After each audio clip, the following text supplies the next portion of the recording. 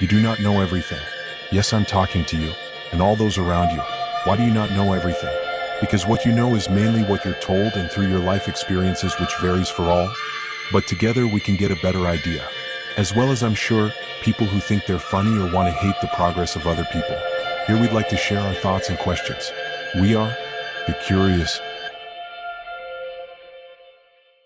Why can't everyone have the basics? Why is it made so difficult?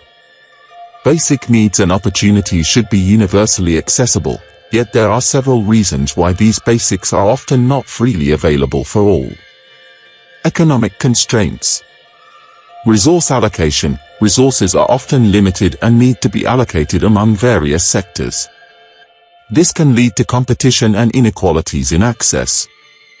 Costs of production and distribution. The production and distribution of goods and services require money. While some societies subsidize basic needs, others struggle to cover these costs, leading to disparities. Why though? Why is it so hard to evenly distribute and work together? Who decides costs? Political and social structures. Policy and governance. Different countries and regions have varying policies regarding social welfare and public services. The effectiveness and extent of these policies can significantly impact accessibility. Power and influence. Those with more political or economic power may shape policies and resource distribution in ways that benefit them, potentially neglecting the needs of others. Those who have the so-called power, while sending out one message, prove the opposite is always true. We know we cannot trust, so why do we give them the power? Their main aims always end up keeping us apart, making us fight amongst each other and doing all they want no matter how ridiculous it is. Inequality and systemic issues.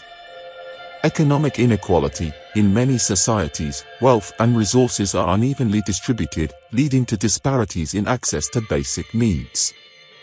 Social stratification. Factors like class, race, and gender can influence access to resources, with systemic biases impacting opportunities for marginalized groups.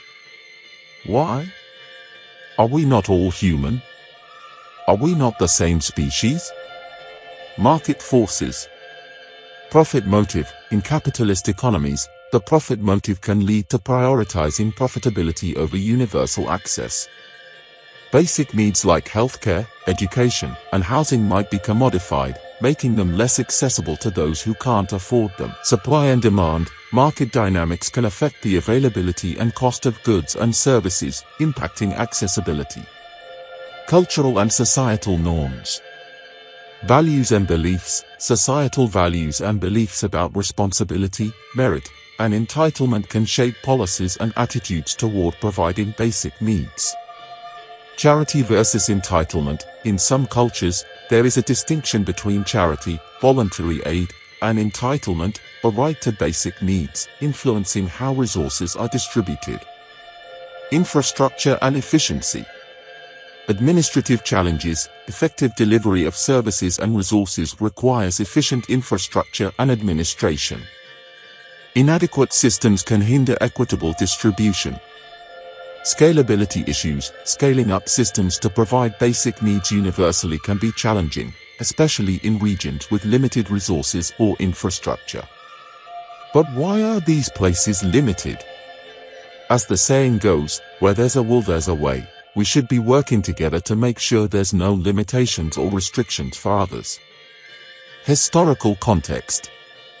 Legacy systems. Historical contexts, including colonialism, conflict, and past economic policies, can impact current resource distribution and access to basics. Institutional inertia. Long-standing institutions and systems may be resistant to change, making it difficult to implement new approaches to providing basic needs. Addressing these challenges often requires systemic changes, including reforms in economic policies, governance, and social structures. Efforts to provide basic needs for all can involve a mix of public policies, community initiatives, and international cooperation. So if something is not working or is wrong in so many ways, should we keep doing it? Should we give up because it's not easy to do? If we are to improve and evolve, we need to work together. The problem comes down to selfishness, greed, and the lack of shared knowledge and growth in our species as a whole. Is there a reason that schools do not teach consistently about human basics? Surely the main needs of our lives should be what is taught as standard. From growing your own food, how to save money, importance of mental and physical health, etc. Without foundations, would any building stay standing? Everyone should be able to have a home and live without worrying about their next meal, staying hydrated, being able to wash, have hot water, electricity, and somewhere comfortable to sleep. What is the purpose of your life? What are your core values and principles? What are your long-term goals and aspirations?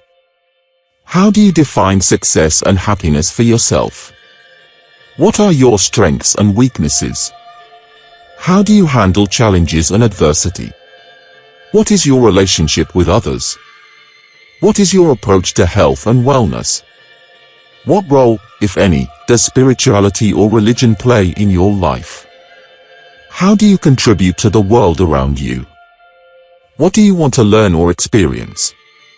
How do you manage your time and resources?